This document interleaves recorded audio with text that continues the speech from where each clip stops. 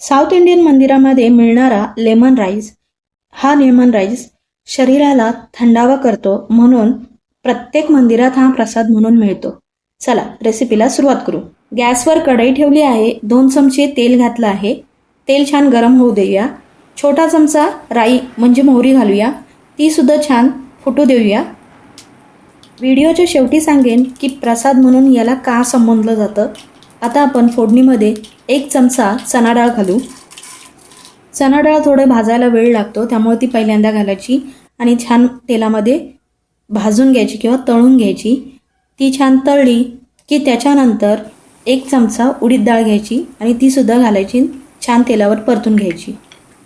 इथे बाजूला मी शेंगदाणे थोडेसे तळून घेतलेले आहेत. आता आपण याच्यामध्ये चवीनुसार मीठ घालूया.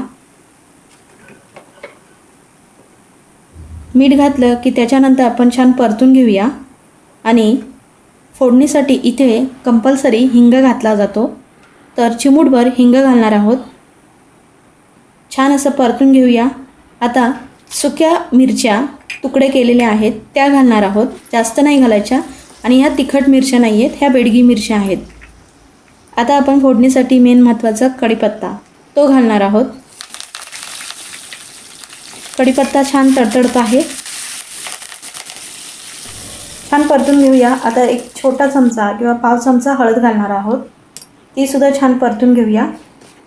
इथे मी सकाळी शिजवलेला तांदळाचा भात घेतला आहे.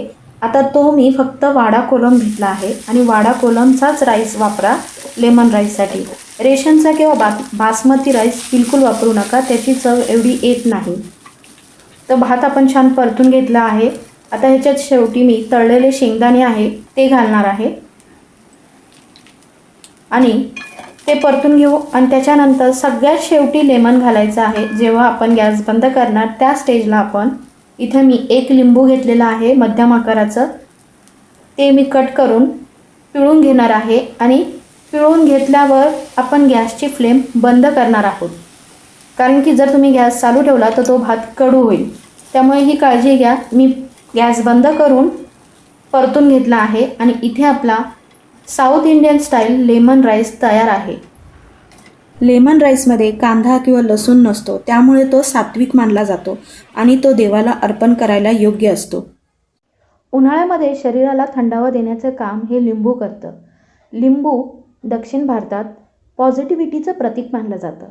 त्यामुळे साऊथ इंडियन मंदिरात, साऊथच्या मंदिरामध्ये किंवा दक्षिण भारतीय मंदिरामध्ये लेमन राईस हा दिला जातो.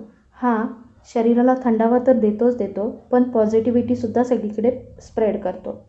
हेच मेन कारण आहे. त्यामुळे लेमन राईस हा घरोघरी बनवला जातो.